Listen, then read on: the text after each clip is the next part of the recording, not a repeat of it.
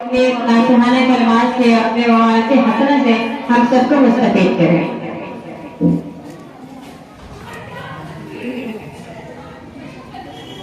السلام علیکم ورحمۃ اللہ وبرکاتہ۔ السلام علیکم ورحمۃ اللہ وبرکاتہ۔ بسم اللہ الرحمن الرحیم وبہ نستعین ونصلی ونسلم علی رسول الکریم اما بعد۔ قال اللہ تبارک و تعالی فی القرآن المجید اعوذ باللہ من الشیطان الرجیم بسم اللہ الرحمن الرحیم من عمل صالحا من ذکر او انثی وهو مؤمن فلنحيينه حياة طيبة ولنجزينهم أجرهم بأحسن ما كانوا يعملون۔ محترم خواتین، بہنوں اور بیٹیوں اور میرے بھائی اور عزیزوں،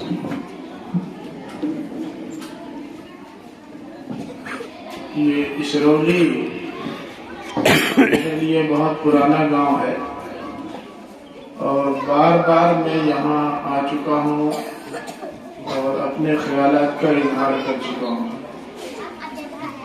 لیکن غالباً زندگی کا یہ پہلا موقع ہے کہ اپنی ماؤں، بہنوں اور بیٹیوں سے کچھ گزارش کرنے کی فرصت مل رہی ہے۔ محترم خواتین، آپ یہ بات ذہن میں رکھیں کہ آپ مردوں کے وجود کا لازمہ نہیں ہیں، بلکہ آپ کی اپنی ایک مستقل حیثیت ہے، آپ کا اپنا ایک مستقل مقام ہے، آپ اپنی جگہ پر ایک اکائی ہیں، لیکن اکیلے آپ ہوں یا مرد، ان کے وجود کا سماج کو فائدہ نہیں مل سکتا جب تک دونوں کا تعاون ایک دوسرے کو حاصل نہ ہو۔ اور کسی بھی سماج میں تبدیلی لانے کے لیے اور اس سماج کو سدھارنے کے لیے جتنا کردار مردوں کو ادا کرنا ہے اتنا ہی خواتین کو، بلکہ خواتین کو کچھ زیادہ ہی ادا کرنا ہے۔ اس کی بنیادی وجہ یہ ہے کہ ماہرین نفسیات یہ بتاتے ہیں کہ ایک انسان کے اندر جتنی صلاحیتیں ودیت ہونی ہوتی ہیں ان میں سے 80% 6 سال کے اندر ودیت ہو جاتی ہے، باقی 6 سال کے بعد سے مرتے دم تک صرف 20% صلاحیتوں کا اضافہ ہوتا ہے۔ بس جو رخ بننا ہوتا ہے وہ 6 سال کے اندر بن جاتا ہے، جو راستہ پکڑنا ہوتا ہے وہ 6 سال کے اندر مل جاتا ہے، اور جو اٹھان ان کی ہونی چاہیے اس کے لیے بنیاد یہیں سے فراہم ہو جاتی ہے 6 سال کے اندر۔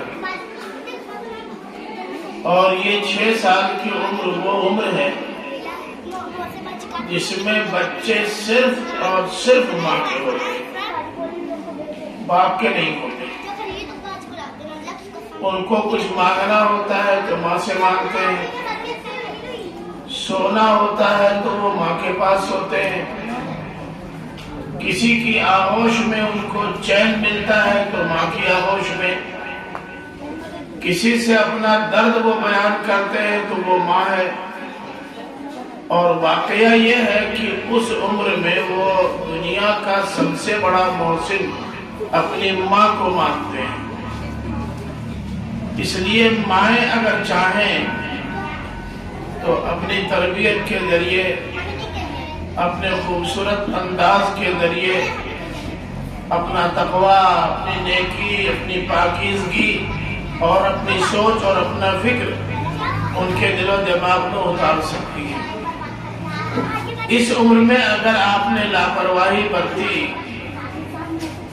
تو بعد میں ممکن ہے کہ اللہ تعالیٰ کی توفیق خاص سے آپ کا بچہ کسی لائق بن جائے۔ ایسا ہوتا ہے کہ کسی کو کسی کی تربیت نہیں ملی ہوتی ہے، لیکن اس کے باوجود بھی ایک اچھا انسان وہ بن جاتا ہے، لیکن عام طور پہ ایسا ہوتا نہیں ہے۔ عام طور پر ہوتا یہی ہے کہ مائیں اس عمر میں بچوں کو جو بنانا ہوتا ہے وہ بنا دیتی ہے۔ اس لیے یہ عمر بہت اہم ہے، اور اس عمر میں ماؤں کو اپنے بچوں پر مکمل توجہ دینی چاہیے۔ اگر انہوں نے اس مرحلے میں غفلت برتی تو بعد میں پچھتانا پڑے گا، اور اس پچھتانے کا کوئی حاصل نہیں ہوگا۔ بچوں کی تعلیم و تربیت کے سلسلے میں اور بچوں کے فکر کو استوار کرنے کے سلسلے میں، مستقبل کا اونچا اونچا خواب دکھانے کے سلسلے میں آپ کو بہت زیادہ سنجیدگی کا مظاہرہ کرنا پڑے گا، اور کم سے کم اس عمر تک میں بہت محتاط مومنانہ زندگی گزارنی ہوگی۔ اگر آپ کی زندگی میں کہیں بھی مومنانہ شان کی کمی نظر آئی تو اولاد کو اعلیٰ درجے کا مومن دیکھنے کا خواب دیکھنا بند کر دیں۔ اس لیے یہ مرحلہ بہت اہم مرحلہ ہے، اور اس مرحلے پر خاص توجہ دیں۔ خواتین اگر اپنی ذمہ داریاں محسوس کر لیں تو بعد میں یہ نسلوں کی تربیت میں بہت اہم اور بنیادی کردار ادا کر سکتی ہیں۔ بڑی مشکل یہ ہوتی ہے کہ ہماری ماؤں، بہنوں اور بیٹیوں کے لیے ایک بہانہ یہ ہوتا ہے کہ جس گھر سے ہماری وابستگی ہے وہ گھر دیندارانہ ماحول کا حامل نہیں ہے، اس لیے چاہنے اور کوشش کرنے کے باوجود وہ نتیجہ برآمد نہیں ہوتا جو ہونا چاہیے۔ یہ بات صحیح نہیں ہے۔ آپ بحیثیت بیوی اپنے شوہر کو تبدیل کر سکتی ہیں، بحیثیت ماں اپنی اولاد کو تبدیل کر سکتی ہے، اور بحیثیت بیٹی اپنے والدین کا رخ بھی چینج کر سکتی ہے۔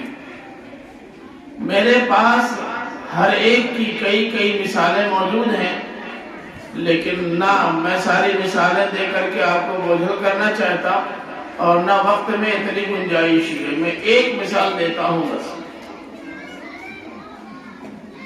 ایک گھر تھا جو دینداری کا نام و نشان بھی اپنے گھر میں نہیں رکھتا تھا، اور اس گھر میں کوئی عیب ایسا نہیں تھا جو نہ پایا جاتا ہو۔ باقاعدہ یہ جب سے ٹی وی گھر میں آئی ہے تو یہ سارے کے سارے اہل خانہ اسے کے گرد بیٹھ کر سیریل دیکھا کرتے تھے۔ ایک ساتھ جن کی سسرال اسی گھر میں تھی، ایسی برسبیل تذکرہ میں نے کہا کہ بھائی گاؤں ہم لوگ دورہ کر رہے ہیں، معاشرے کی اصلاح کا کام کر رہے ہیں، کیوں نہ آپ کے توسط سے اس گاؤں میں بھی چلا جائے؟ تو انہوں نے کہا بھائی میرے ساتھ تو آپ چل سکتے ہو، لیکن میرے توسط سے نہیں جا سکتے۔ میں نے پوچھا کیوں؟ کہا اس لیے کہ میں اپنی سسرال جانا نہیں چاہتا۔ میں نے پوچھا کیوں؟ تو کہنے لگے وجہ یہ ہے کہ دین نام کی کوئی چیز میرے سسرال میں نہیں ہے۔ میں نے کہا ٹھیک ہے چھوڑیے، جب آپ اپنے سسرال نہیں لے جائیں گے، گاؤں میں کسی کے یہاں جانا ہے تو آپ تو سہارا بنیں گے نہیں، پھر کسی اور کا سہارا ڈھونڈا جائے گا۔ 2 سال کے بعد تقریباً تیسرا سال چل رہا تھا، انہوں نے ایک دن خود ہی کہا کہ آپ چلنا چاہیں تو میں سسرال والوں سے بات کروں، کھانے پینے کا انتظام وہیں ہو جائے گا اور پروگرام وہاں ہو جائے۔ تو میں نے ان کو پرانی بات یاد دلائی کہ آپ تو کہہ رہے تھے کہ میں سسرال جانا نہیں چاہتا، اور آج اپنے سسرال میں آپ دعوت دے رہے ہیں۔ تو انہوں نے کہا ہاں میری سسرال آج وہ نہیں ہے جو کل تھی۔ میں نے پوچھا کیا ہوا؟ میری بچیاں اور بہنیں خاص طور سے دھیان سے سنیں، انہوں نے کہا ہوا یہ کہ میرے سالے کی 2 بیٹیوں نے داخلہ لیا مولانا شمس پیر زادہ صاحب کے مدرسے میں وہاں مہاراشٹر میں. وہ 6 مہینے کے بعد ششماہی امتحان کی چھٹی میں جب گھر آئی تو 15 دن کے لیے آئی تھی. جس دن آئی اس دن تو انہوں نے کچھ نہیں کہا، لیکن دوسرے دن انہوں نے بڑی سنجیدگی کے ساتھ اپنے گھر والوں سے کہا کہ ہم یہ چاہتے ہیں کہ اپنے گھر کا بٹوارا کر دیں.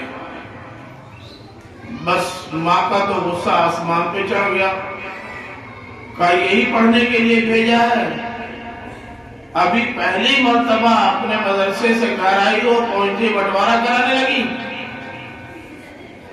تو دادی نے کہا کہ سن تو لو کہ وہ کیا کہنا چاہتی ہے، بس خالی بٹوارے پر پڑ گئی. تو ان دونوں بچیوں میں سے ایک نے کہا کہ اصل میں ہم یہ چاہتے ہیں کہ ایک کمرہ ہم اپنے گھر کا دادی کو دے دیں اور ایک کمرہ ابو امی کو دے دیں، ایک کمرہ دونوں بھائیوں کو دے دیں اور ایک کمرہ ہم دونوں بہنیں لے لیں. 4 کمرے ہمارے گھر میں رہائشی ہیں، بس ہم صرف اتنا چاہتے ہیں. بس کہا چلو تو لے لو. تو جو سب سے اچھا اور شاندار کمرہ تھا انہوں نے اپنی دادی کو دے دیا. اس سے نسبتاً کم لیکن گھر کے دوسرے کمروں سے زیادہ بہتر اور اچھا کمرہ اپنے والدین کو دے دیا، اور اس سے ذرا کمتر مگر آخری کمرے سے ذرا بہتر کمرہ اپنے دونوں بھائیوں کو دے دیا. اور جس کمرے میں یہ ہر اینٹ کے بیچ میں چوہیوں کے بل تھے وہ اپنے ذمہ لے لیا.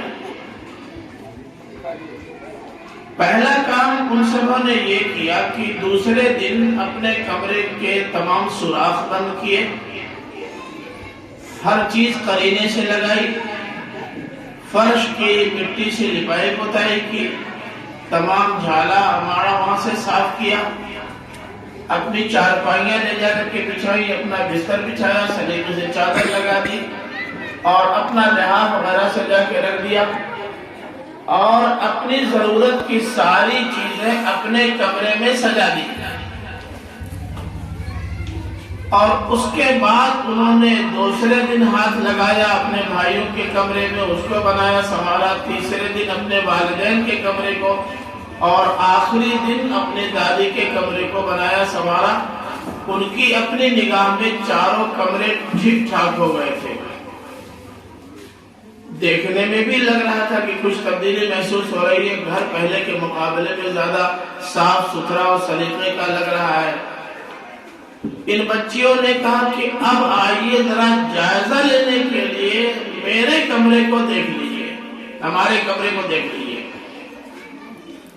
دادی بھی آئی، امی آئی، ابو بھی آئے، دونوں بھائی بھی آئے. رات میں بلایا تھا اور جیسے ہی کمرے میں داخل ہوئے اتفاق سے لائٹ چلی گئی. اب جیسے ہی لائٹ چلی گئی تو چلانا سب نے شروع کر دیا، اے ٹارچ لے کر کے آؤ، ذرا سا ماچس لے کر کے آؤ، دیکھو لالٹین کہاں ہے، لے کر کے آؤ، ذرا لیمپ اٹھاؤ.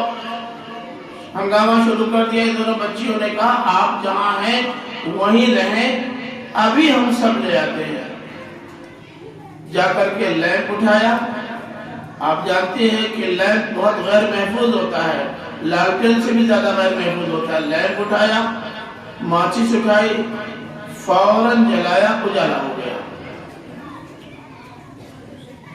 ایک بچی نے اس نے پوچھا کہ اگر آپ لوگوں کے پرانے گھر میں ایسے لائٹ چلی جاتی تو کیا اتنی آسانی کے ساتھ آپ اجالا کر سکتے تھے؟ کسی نے کوئی جواب نہیں دیا. اس نے کہا ہر کمرے کی ساری چیزیں ہم نے اس قدر متعین طور پر لگا دی ہے کہ اگر چور چوری کرنے بھی آئے تو اس کو بھی زحمت نہ ہو.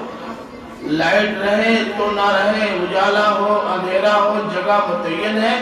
آپ کو جس سامان کی ضرورت ہے آپ اندھیرے میں جا کے اٹھا کے لے آئیں. آپ کا ہاتھ اسی سامان میں پڑے گا، دوسرے سامان پر نہیں پڑے گا. اسی اندھیرے میں لیمپ یہاں چھوڑ کر ہر کمرے میں بچیاں گئیں اور گھر کے لوگوں نے جس چیز کو مانگا اندھیرے میں اٹھا کے لا کے تھما دیا۔ سبوں نے بڑی تعریف کی اور کہا بھئی یہ تو بہت اچھا کیا، واقعی گھر تبدیل ہوتا محسوس ہو رہا ہے، بڑی سلیقہ مندی کا مظاہرہ کیا، کہاں سے پڑھ کے آئی ہو؟ 5 ہی 6 مہینے میں انہوں نے کیا پڑھا دیا تم کو؟ سب نے تعریف کی۔ 3-4 دن جب گزر گئے تو اس زمانے میں یا اس دوران 8 بجے سے سیریل کوئی آتا تھا، پتہ نہیں سنیما کا ہوتا یا کیا ہوتا، سیریل وغیرہ سے مجھے بھی بہت زیادہ واقفیت نہیں ہے، لیکن یہ کہ سیریل کوئی آتا تھا۔ تو جب سیریل آتا تھا تو دادی کو چھوڑ کر امی بھی، بچے بھی، ابو بھی، سب لوگ بیٹھ کر کے ایک ہی جگہ وہ سیریل دیکھتے تھے، اور جو بے حیائی کے مناظر نگاہوں کے سامنے آتے تھے بس سب صرف سر جھکا لیتے تھے اور من ہی من میں مسکرا لیتے تھے، زور سے ہنستے نہیں تھے، لیکن شرم اور حیا محسوس ہوتی تھی۔ پھر دھیرے دھیرے شرم اور حیا بھی غائب ہو گئی اور بہت باقاعدگی کے ساتھ، پوری بے شرمی کے ساتھ سب سیریل دیکھنے لگے۔ ان بچیوں نے 3-4 دن کے بعد کیا یہ کہ 8 بجنے میں 5 منٹ جب باقی رہ گئے اور یہ لگا کہ اب لوگ آنے اور بیٹھنے والے ہیں، تو دونوں نے اپنا اپنا مسلح ٹی وی کے سامنے بچھا دیا، چوکی پر۔ لمبی نیت باندھی، جب تک سیریل ختم نہیں ہوا تب تک ان کی 2 رکعت نماز ختم نہیں ہوئی۔ اب ظاہر ہے کہ کتنی زیادہ بے دینی کا ماحول کیوں نہ ہو، لیکن کون مسلمان باپ یا ماں اپنی بچی کو نماز پڑھنے سے روکے؟ ہمت کسی کی نہیں پڑی، لیکن من ہی من میں سب بہت ناراض تھے، بہت خفا تھے۔ آج کا سین چلا گیا، آج دیکھ نہیں سکے، آج پتہ نہیں کیا رہا ہوگا۔ تو دوسرے دن ان سبوں نے سوچا کہ ہم 10 منٹ پہلے ہی چل کے وہاں قبضہ کر لیں گے تاکہ مسلح بچھانے کی نوبت نہ آئے۔ ان سبوں نے کہیں سن لیا تھا، 15 منٹ پہلے نیت باندھ لی اور جب تک سیریل ختم نہیں ہوا نماز نہیں۔ 2 دن کے بعد جگہ تبدیل کر دی گئی، پھر جگہ تبدیل کی گئی۔ اس کے بعد جب دادی تھی ان کو غصہ آیا، انہوں نے کہا اپنے بیٹے اور اپنی بہو دونوں سے کہ تمہیں شرم نہیں آتی؟ سیریل تمہیں زیادہ عزیز ہے، نماز عزیز نہیں ہے؟ سیریل دیکھنے کے لیے ٹی وی ہٹا دی اور اگر بچیوں نے نماز پڑھنی شروع کر دی تو تم نے ناراضگی کا اظہار کیا۔ یہ چھوٹی چھوٹی بچیاں نماز کی پابندی کر رہی ہیں اور بے شرمو تم سب نماز کے بیٹھ کر سیریل دیکھ رہے ہو، ذرا بھی غیرت نہیں ہے؟ کم سے کم انہی سے کچھ سبق لے لیتے۔ اتنا لتاڑا کہ ان سبوں نے کہا کہ چلو اب ٹی وی نہیں دیکھیں گے۔ لیکن رات میں کیا احساس ہوا بچیوں کے باپ کو کہ صبح روتا ہوا اٹھا، نہا دھو کر کے مسجد میں گیا، فجر کی نماز پڑھی اور آ کر کے ٹی وی چادر میں باندھی اور لے جا کر کے ایک گڈھے میں یعنی تالاب میں گڑھئی میں ڈال کے چلا گیا۔ یہ بچیاں ظاہر 15 دن کی چھٹی پہ آئی تھی، 2 دن آنے میں لگ گیا، 2 دن جانے میں لگے گا، ٹوٹل 11 دن بچے تھے۔ اس 11 دن کے اندر اپنے گھر کے ماحول اور مزاج کو ایسا تبدیل کر دیا کہ کل تک اس گھر کا داماد جو اپنے سسرال میں جانے کو تیار نہیں تھا، وہ آج کچھ علماء کو بلا کر اسی گھر میں لے جانے پر مصر تھا۔ 2 بچیاں، ایک بچی اگر طے کر لے تو گھر کا ماحول بدل جائے گا۔ اور اگر بڑی خواتین جو ذمہ دار ہوتی ہیں گھر کی، جن کے ہاتھ میں سب کچھ ہوتا ہے، وہ اگر چاہے تو تبدیلی کیسے نہیں آئے گی؟ صرف اپنا مزاج بدلنے کی ضرورت ہے، اپنی فکر کو صحیح کرنے کی ضرورت ہے، اپنی پیروی کو درست کرنے کی ضرورت ہے، ماحول تبدیل ہو جائے گا۔ ماحول کی تبدیلی میں کوئی دقت نہیں ہو سکتی۔ ہمارے ایک دوست شکیل صاحب تھے، انتقال کر گئے بیچارے، اسی موڈیار کے رہنے والے تھے، مہاراشٹر میں رہنے لگے تھے، جدید تعلیم یافتہ تھے، ان کی اہلیہ جامعۃ الصالحات رامپور کی پڑھی ہوئی تھی۔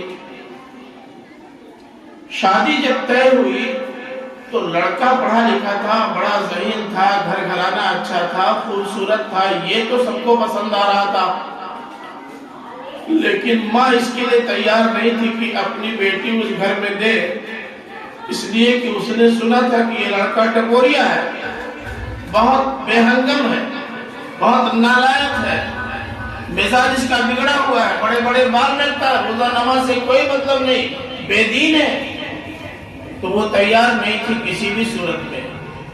لیکن یہ جامعہ صالحات کی فارغ لڑکی اپنے گھر میں جو کچھ سنتی رہی، سب کچھ سننے کے بعد ایک دن اپنی ماں سے آہستگی کے ساتھ اپنا فیصلہ سنایا کہ امی اگر سب کچھ ٹھیک ہے، صرف وہ لڑکا گڑبڑا ہے جس سے میری شادی ہونے والی ہے، شراب تو نہیں پیتا نا، جوا تو نہیں کھیلتا نا، کہا نہیں شراب نہیں پیتا، جوا نہیں کھیلتا، کہا تو میری شادی کر دیجیے، اس کو سدھار لینا میرے لیے بہت مشکل نہیں ہے، اور شادی ہو گئی۔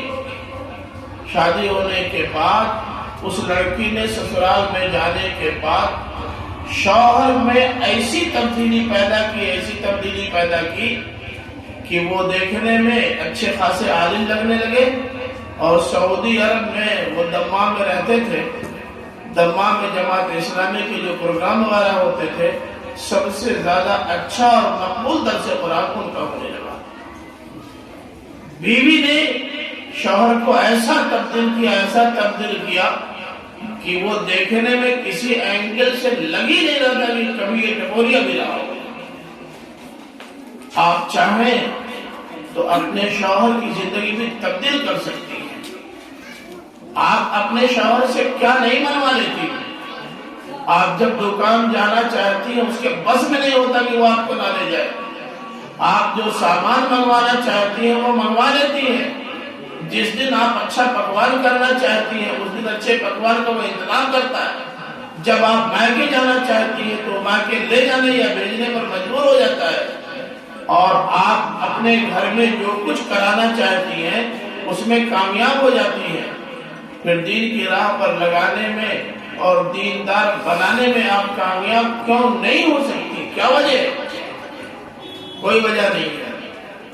آپ یہ کہہ سکتی ہیں کہ مگر تاریخ یہ بتاتی ہے کہ ساری نیک بیویوں کا شوہروں پر بس نہیں چلتا۔ مثلا حضرت آسیہ کا بس فرعون پہ نہیں چلا، یہ بات صحیح ہے۔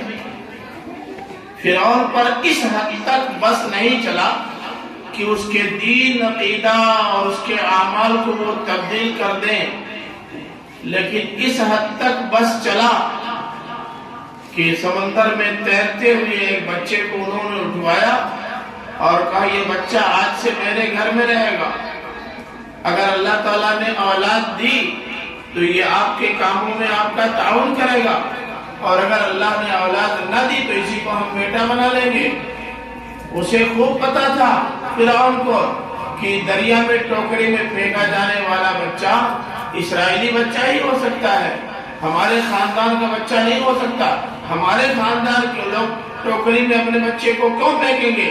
یہ جس نے بھی پھینکا ہوگا یہ سوچ کر کہ اپنی نگاہوں کے سامنے مرنے سے بہتر ہے دریا کے حوالے کر دو۔ اسے یقین تھا کہ یہ کوئی اسرائیلی بچہ ہے جس اسرائیلی بچوں کو ہم جینے نہیں دینا چاہتے۔ اس کے باوجود بیوی کی اڑ کے آگے وہ ڈھیر ہو گیا، اور حضرت موسیٰ علیہ السلام کو آسیہ کے زیر تربیت اپنی ماں کی آغوش میں پروان چڑھنے کا موقع ملا۔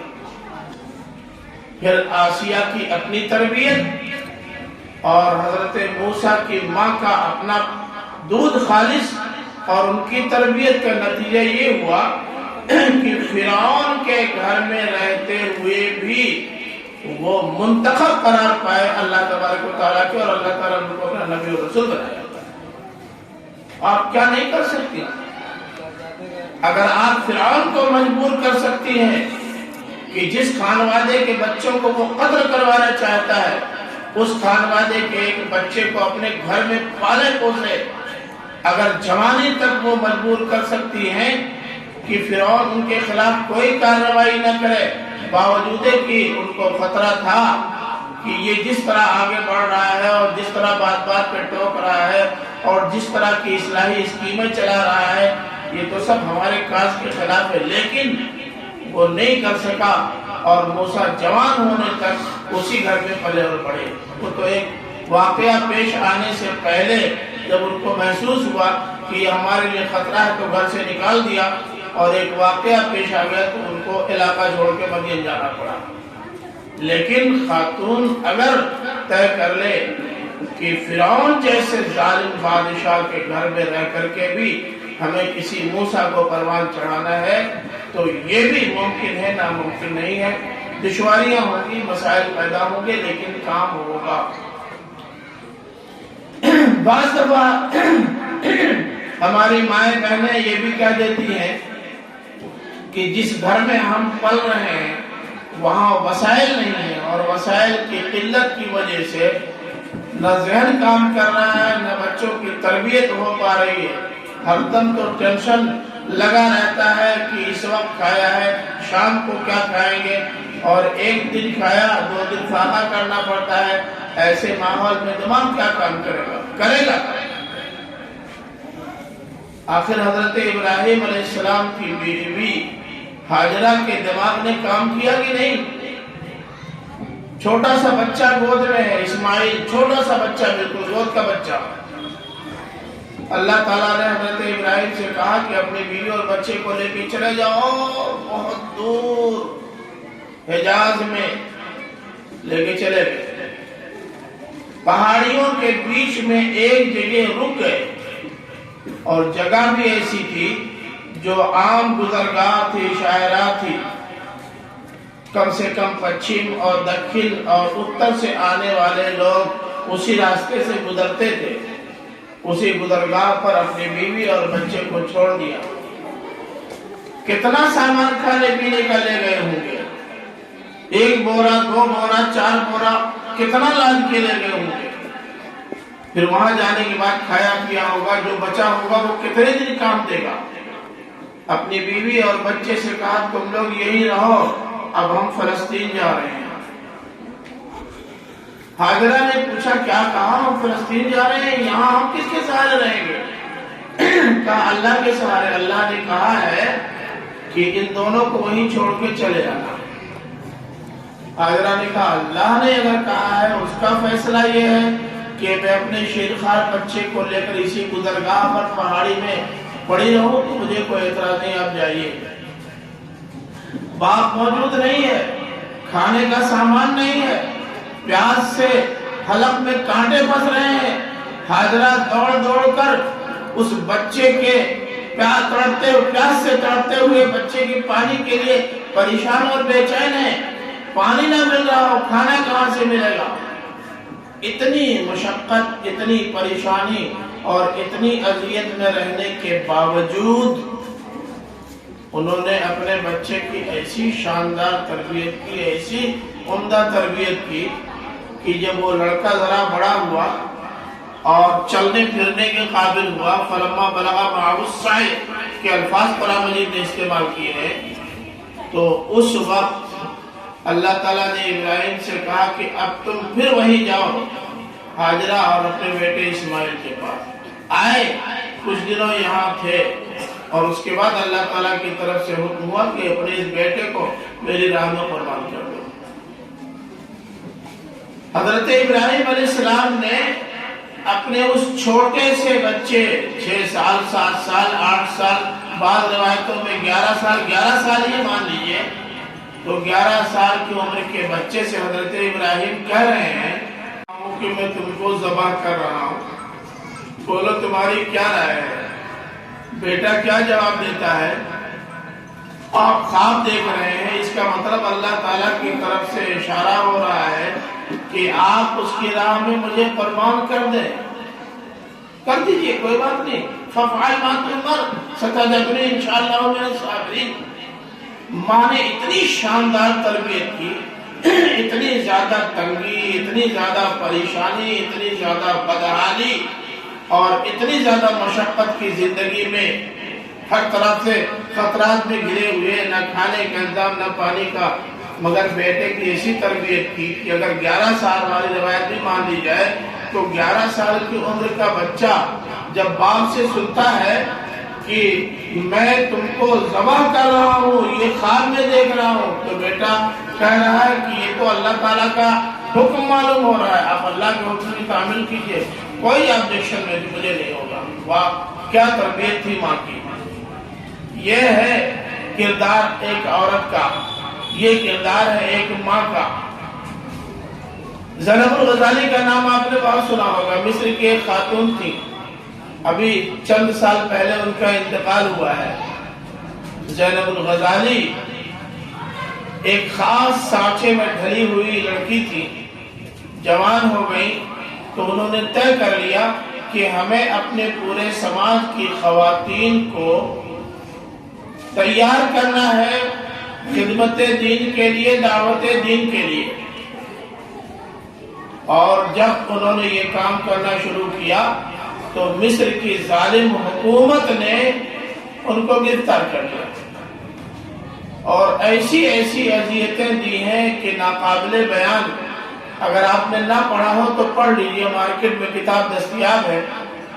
زینب غزالی نے خود لکھا ہے، ان کی کتاب کا نام ہے الایام واللیالی فی السجن، لیکن اس کا ترجمہ اردو میں ہو چکا ہے زندہ کے شب و روز کے نام سے۔ سرابیر میں آپ پتہ لگائیے، یہاں کتاب دستیاب لا کے پڑھیے۔ پڑھ کر کے ہر صفحے پر آنسوؤں کا سیلاب امڑ آتا ہے۔ میں صرف ایک واقعہ بتاتا ہوں، زینب غزالی کو ظالموں نے اتنا مارا کہ جسم کا کوئی حصہ تھا جو نہ ہو جو ٹوٹا نہ ہو۔ ہاتھ کونی سے اوپر بھی اور نیچے بھی، دونوں ہاتھ ٹوٹ گئے۔ گھٹنے سے اوپر بھی اور گھٹنے کے نیچے بھی دونوں پیر ٹوٹ گئے۔ اسی حال میں ان کو لے، لیکن اگر اللہ کی خواہش اور آپ کی خواہش ٹکرائے گی تو میں آپ کی خواہش کا لحاظ نہیں کروں گی، اللہ کی خواہش کا لحاظ کروں گی۔ آپ نے کہا تھا بالکل میں اس کے لیے تیار ہوں۔ پھر ایک طرف اللہ کی خواہش ہے اور ایک طرف آپ کی خواہش ہے، آپ بتائیے میں کس خواہش کی تکمیل کروں؟ میرے پیارے شوہر، اگر آپ کو اپنی بیوی اس حالت میں نہیں دیکھی جاتی تو آپ مجھے چھوڑ دیجئے، دوسری شادی کر لیجئے اور آرام اور سکون کے ساتھ سجی دھجی بیوی آپ کے سامنے ہوگی، آپ اس کے ساتھ زندگی گزار لیجئے۔ یہ بیوی کا جواب ہے شوہر کے لیے۔ شوہر نے کہا میں تم پر قربان ہو جاؤں گا، لیکن تمہارے جیتے جی کسی اور بیوی کے بارے میں سوچ بھی نہیں سکتا، جبکہ عربوں میں ایک سے زیادہ شادی کا عمومی رواج ہے۔ بیوی نے وہ اثر ڈالا اپنے شوہر پر کہ وہ شوہر دوسری شادی کے بارے میں ایسے ماحول میں جہاں کوئی سے زائد شادیاں عام طور پر ہوتی ہوں سوچنا چھوڑ دیں۔ تو بیوی چاہے تو اپنے شوہر پر ہی نہیں بلکہ دعوت دین کے لیے ہر طرح کی قربانی دینے کے لیے بھی اسے تیار کر سکتی ہے۔ میں آخری واقعہ سنا کر کی گفتگو ختم کر دوں گا، کیونکہ بہت زیادہ باتیں کرنے کا کوئی حاصل نہیں ہے۔ باتیں کم سنا جائے، لیکن جتنا سنا جائے کوشش کی جائے کہ اس پر عمل شروع ہو جائے، اور وہ بھی کل سے پرسوں سے نہیں۔ جب سنیں، جس دن بات دل میں اتر جائے اسی دن سے اسی وقت سے عمل کرنا شروع کر دینا چاہیے۔ آخری بات یہ ہے کہ بچوں کی تربیت کیسے کی جائے۔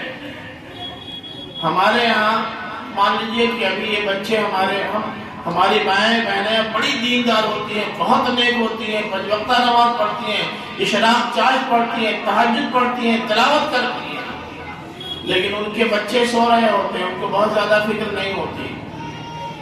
بعض دیندار خواتین ایسی ہوتی ہیں کہ بچوں کو سمجھاتی ہیں، وہ نہیں سمجھتے تو اٹھا کے ڈنڈا پیٹنا شروع کر دیتی ہیں، اور بعض دیندار خواتین ہوتی ہیں جو یہ کہہ کے نظر انداز کر دیتی ہیں ابھی بچہ ہے، بڑا ہو جائے گا تو سنبھل جائے گا۔ مولانا مودودی کی بیٹی ہے حمیرہ مودودی، انہوں نے اپنا ایک واقعہ لکھا ہے اپنی ایک کتاب میں۔